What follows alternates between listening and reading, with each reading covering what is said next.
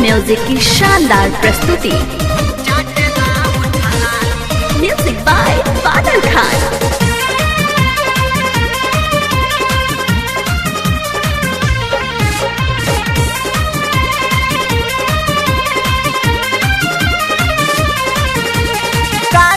सखी हम दिलवा के बतिया रोज रोज सैया करे पूरा फतिया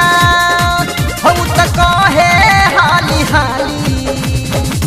तराते दिया बुता के पियावा हमर चूसेला ओठलाली राते दिया बुता के पियावा हमर चाटेला ओठलाली।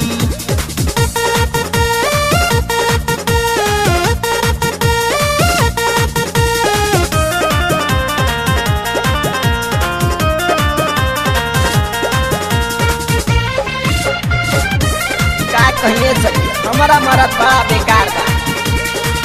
से जिया अब ते सैया धरे उत पांजा कोरा में उठा के हमके कहे अब ना जा बड़ा विपद पड़ल बा का से जिया अब ते सैया धरे उत पांजा कोरा में उठा के हमके कहे अब ना जा मन हम कारी त धरे लगे भतिया जाले गोसाई त धड़ के लछतिया कैसे दी हम बोल गाली गिराते दिया बुता के पियावा हमर चूसेला ओठलाली राते दिया बुता के पियावा हमर चाटेला ओठलाली।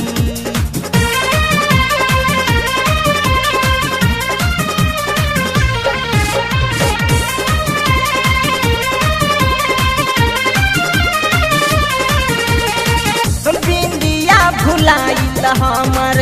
टूट गई छागल सांघे वाला मुआ के रहे जागल कहिए सभी रात भर जगा बिंदिया भुलाइल हमर टूट गई छागल सांघे वाला मुआ के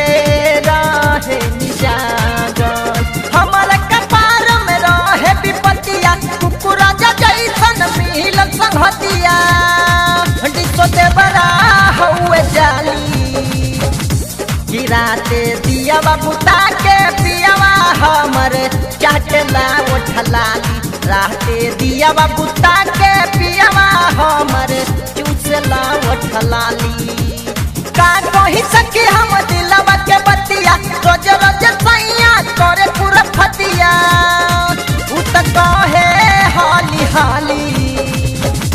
तराते दिया बुता के पियावा हमर चूसेला ओठलाली राते दिया बुता के पियावा हमर चाटेला ओठलाली।